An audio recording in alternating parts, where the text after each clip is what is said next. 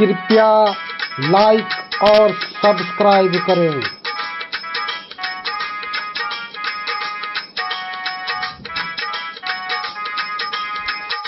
माला सांस उसास की फिर कोई निज दास, माला सांस उसास की फिर कोई निज दास। गत 84 भर में नहीं कटे भरम की फांस कबीरा, कटे भरम की फांस।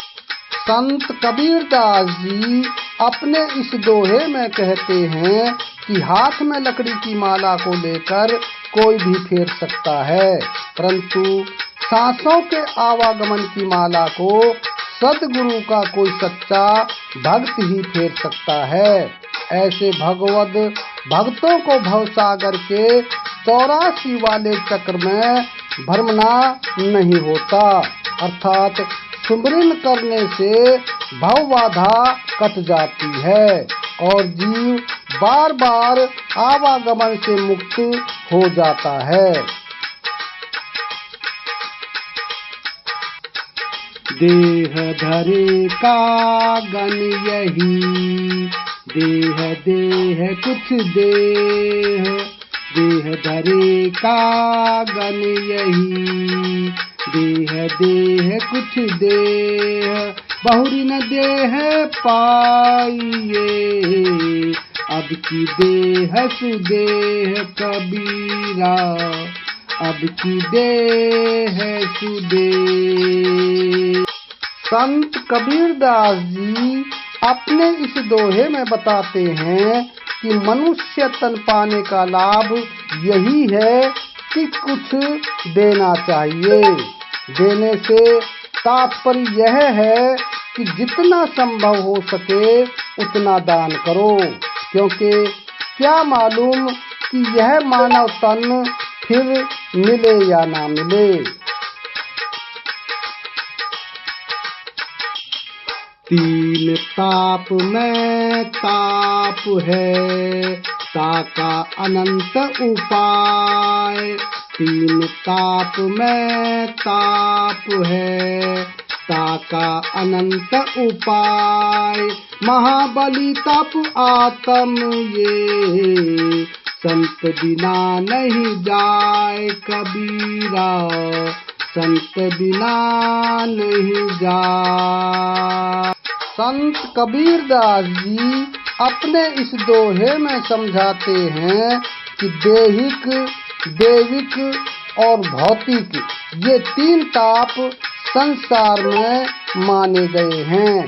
इन तापों से बचने के लिए लोग अनेकों उपाय करते हैं, किंतु सबसे महान ताप तो वह है जिसे प्राणी भूलकर संसार की खुशियों में लिप्त हो जाता है। उस ताप का नाम है आत्म स्वरूप की भूल, जो सद्गुरु की संगति के बिना नहीं जा सकता। सहकामी सुमिरन करे, पावे उत्तम धाम, सहकामी सुमिरन करे, पावे उत्तम धाम। निहिकारी सुमिरन करे, पावे अविचल धाम कबीरा, पावे अविचल धाम।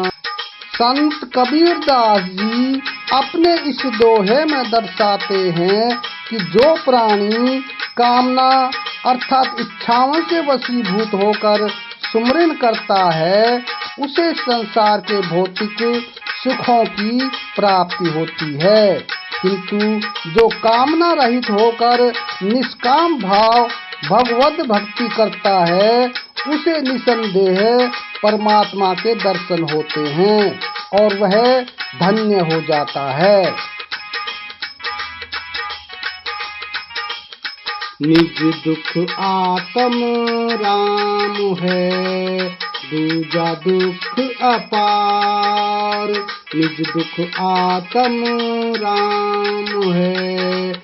दूजा दुख अपार, मनसा वाचा कर्मणा, कबीर सुमिरन सार। कबीरा कबीर सुमिरन सार। संत कबीरदास जी ने अपने इस दोहे में कहा है कि अपना सुख आत्म रूपी राम है, बाकी संसार में सभी दुख रूप हैं।